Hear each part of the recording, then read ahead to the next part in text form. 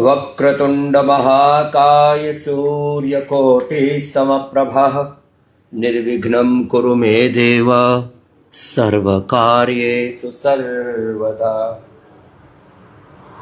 आज भगवान गणेश को साक्षी मान करके इनकी पावन सन्निधि में, वैसे तो हम तो गुरु भगवान राम कृष्ण हनुमान परात्पर शिव परमात्मा की उपस्थिति में, उनकी सन्निधि में, उनकी शरणागति में ही हर पल रहते हैं। यही हमारे योग का, अध्यात्म का, सनातन संस्कृति का मूलभूत आधार तत्व है। फिर भी आज कुछ मुझे विशेष कहना है, क्योंकि आज से अमेरिका भारत पर 50% टैरिफ लाद रहा है। एक नया न्यू वर्ल्ड ऑर्डर, नई वैश्विक परिवेश, नई वैश्विक संकट, संघर्ष, चुनौतियां, उनके बीच में हमें क्या करना है। एक तो अपने आप को मजबूत बनाने के लिए सुबह उठ करके आंवला, एलोवेरा, गिलोय, गोधन, अर्क, हनी, ये एक एक चम्मच तेज गर्म पानी में डाल करके पी लेना। ये उठते ही पीना।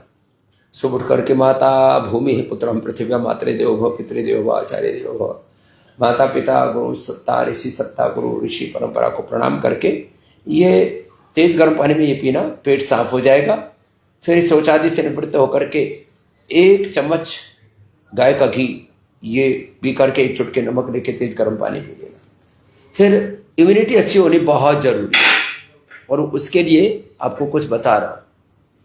ये एक करक्यूमिन गोल्ड है, बड़ी जबरदस्त है। सबको जरूरत है एक करक्यूमिन गोल्ड की। इसमें 95% एक्टिव करक्यूमिन है, जो आप 1 चम्मच हल्दी, क्या 2-3 चम्मच हल्दी खाते उसमें भी नहीं मिलता, उसमें 1 गोली में मिल जाता है। फिर न्यूट्रिला डेली एक्टिव, विटामिन के नाम पर, न्यूट्रिशंस के नाम पर बहुत उल्टी पुल्टी चीजें आप खाते रहते हो, ताकत की दवाओं के नाम पर, विटामिन के नाम पर, वो सारी सिंथेटिक, न्यूट्रास्यूटिकल सिंथेटिक दवाएं, सिंथेटिक जूते चप्पल कपड़े सिंथेटिक, पूरा इन्वायरमेंट सिंथेटिक, पूरे hair care, dental care, skin care, इनसे आपकी इम्यूनिटी पूरी ध्वस्त हुई है। तो ये curcumin gold, Nutrela daily active, ये इम्यूनोग्रिड गोल्ड, ये तो बहुत ही जबरदस्त है इम्यूनिटी के लिए। अश्वगंधा, शतावरी, सफेद मूसली, कोंच बीज, बला बीज, रिद्धि वृद्धि, जीव कृष्ण, मेदा, महामेदा, काकोली, क्षीर काकोली, बला, और इसमें जितने भी इम्यूनिटी को बढ़ाने वाले आयुर्वेदिक तत्व, इसके अलावा स्वर्ण भस्म, अष्टवर्ग के अलावा, ये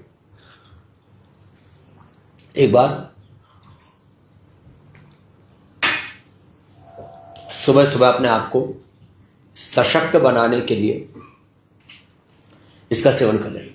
जिन को बहुत ही ज्यादा दिक्कत है, ये पीछे हट भाई, सिर पे चढ़ेगा क्या, तो ये जिनका बहुत ही ज्यादा इम्यूनिटी कमजोर है, वात और कफ की दिक्कत है, वो स्वर्णशिलाजी, शेष, ब्रोनकोम,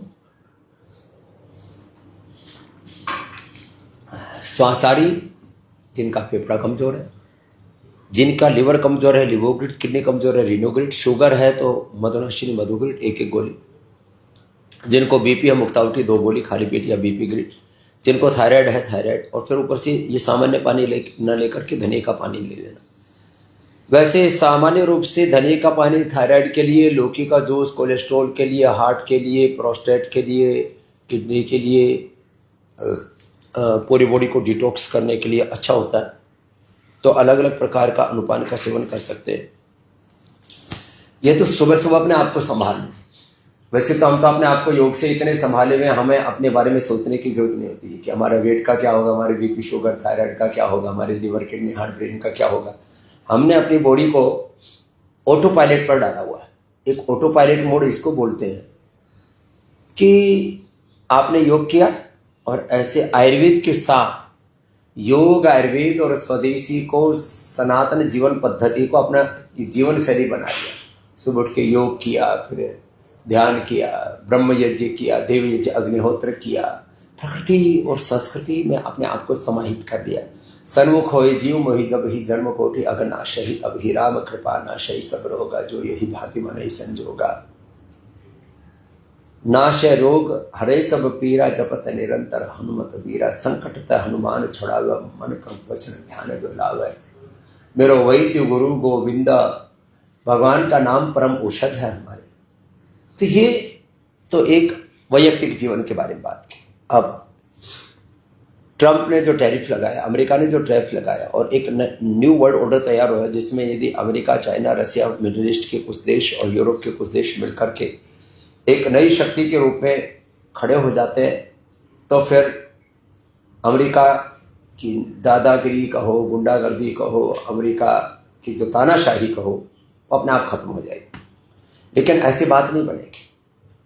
मैं 3 तरह के भारत में लोग हैं, एक अत्यंत जागरूक नागरिक, अत्यंत संवेदनशील पुण्यशील आत्माएं, दूसरे कुछ ऐसे उदासीन से, तटस्थ से, ऐसे बस इधर उधर लुढ़कते रहते हैं, फैंस पर बैठे रहते हैं। कभी उनमें देशभक्ति का ज्वार जग उठता है, कभी कभी एकदम उदासीन जैसे हो जाते हैं, और कभी कभी तो अत्यंत मूड हो जाते हैं। तो अत्यंत जागरूक, अत्यंत मूड, और कुछ ऐसे मध्यम कोटि की जीवात्माएं। अरे भाई, कभी तो सोचो देश के लिए।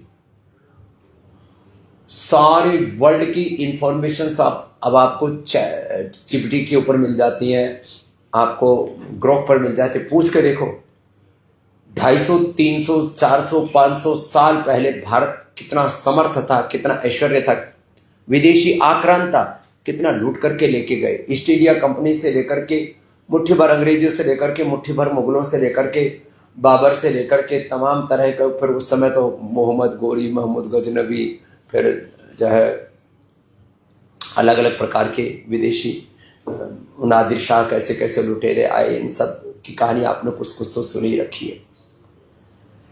अब ये जो विदेशी आक्रांता आए, आतताई आए, और मैं 2 शब्द प्रयोग करता हूं, ये जो आयातित संस्कृति आतंकित कर रही है हमको। इससे बचने का क्या उपाय है? तो बस इससे बचने का एक ही उपाय है, स्वदेशी शिक्षा।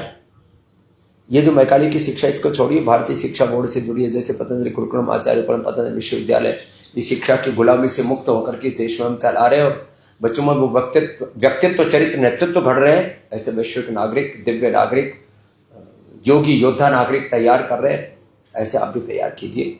शिक्षा की गुलामी से मुक्ति पाने के लिए 1835 में जो मैकाले इंडियन एजुकेशन एक्ट बना करके 5 लाख से ज्यादा भारतीय परंपरा से चलने वाले गुरुकुलों को ध्वस्त करके, गुरुकुलीय शिक्षा पद्धति को ध्वस्त करके केवल एक यात्रिक शिक्षा पद्धति हम पर थोप करके चले गए, और हम उसी में से जो भी स्टेट बोर्ड है, आज सीबीएसई से आईसीएसई, जितने भी बोर्ड है, सब वही गुलामी की शिक्षा दे रहे, बच्चों को गलत इतिहास पढ़ा रहे, और उनको आत्मबोध, उनको सनातन बोध, उनको भारत बोध, उनको स्वाभिमान तो है ही नहीं।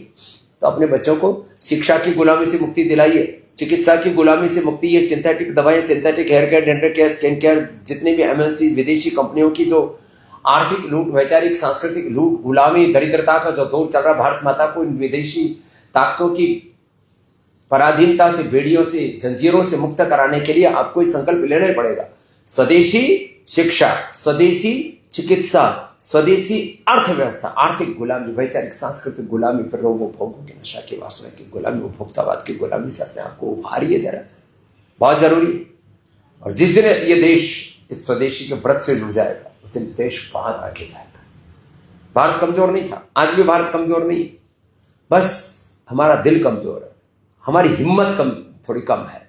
हम अरे ठीक है, सब ठीक हो रहा है ना, स्वामी रामदेव है ना देश को संभालने के लिए, मोदी जी है ना देश को संभालने के लिए, योगी जी है ना, अमित शाह जी है ना, राजनाथ जी है ना, देश को संभाल रहे हैं, परम पूजनीय मोहन भागवत जी जैसे संघ प्रमुख है ना, अच्छे अच्छे लोग हैं देश को संभालने के लिए।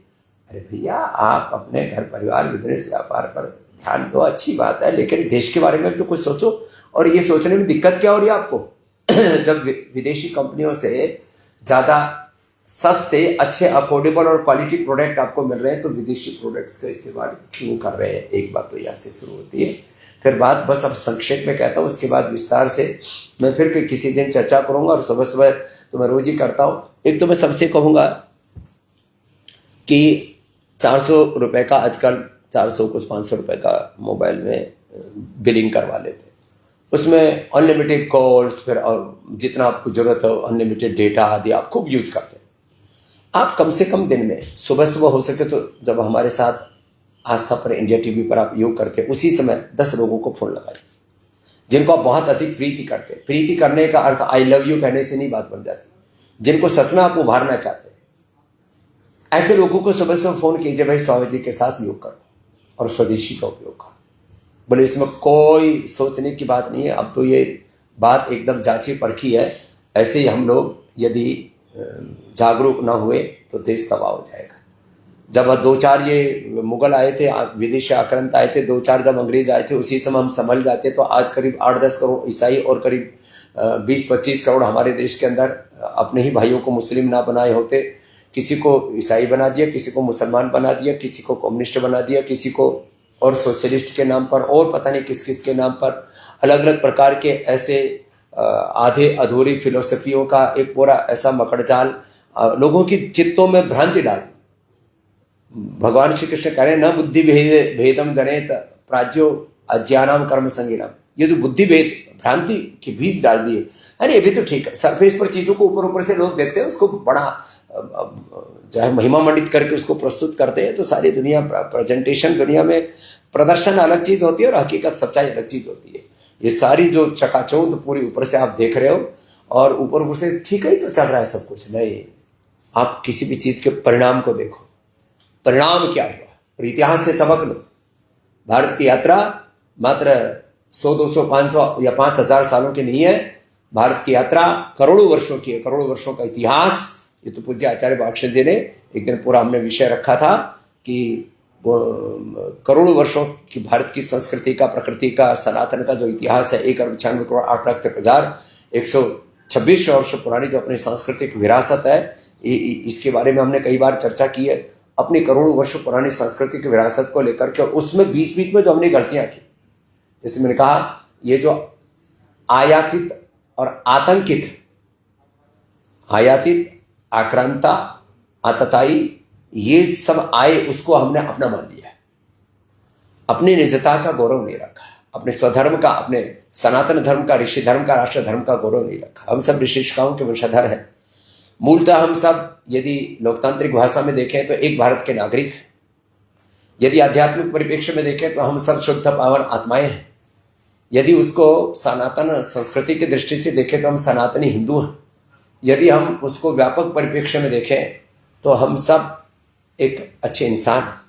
तो एक सच्चे और अच्छे प्रामाणिक इंसान होने के नाते अपने स्वधर्म का, अपने राष्ट्र धर्म का निर्वहन करने के लिए स्वदेशी के प्रति अत्यंत दृढ़ आग्रह रखिए। दूसरों तक भी संदेश को पहुंचाइए। आज भी, अभी इस फेसबुक लाइव के बाद जो आप मुझे अलग अलग डिजिटल के अलग अलग प्लेटफॉर्म पर देखते हैं, उन सब प्लेटफॉर्म से इस इंफॉर्मेशन को फ्रॉड कीजिए, इसका प्रचार प्रसार विस्तार कीजिए, आस्था पर भी इसका प्रचार प्रसार विस्तार कीजिए। ऐसे ही इसको जब आगे बढ़ाते रहेंगे तो निश्चित रूप से एक दिन, अब ये तो स्पेस में किसके लिए कितनी जगह है, कौन कितना ऑक्युपाई कर पाया, कितना जो स्थान किसको मिला हुआ है, तो आप जो है स्पेस लीजिए पूरा, इस इंफॉर्मेशन को फ्रॉड कीजिए पूरी, तो पूरे देश में एक जागरूकता आएगी। मैं आश्वस्त हूँ भगवान श्री गणेश जी के अनुग्रह से, अनुकंपा से ये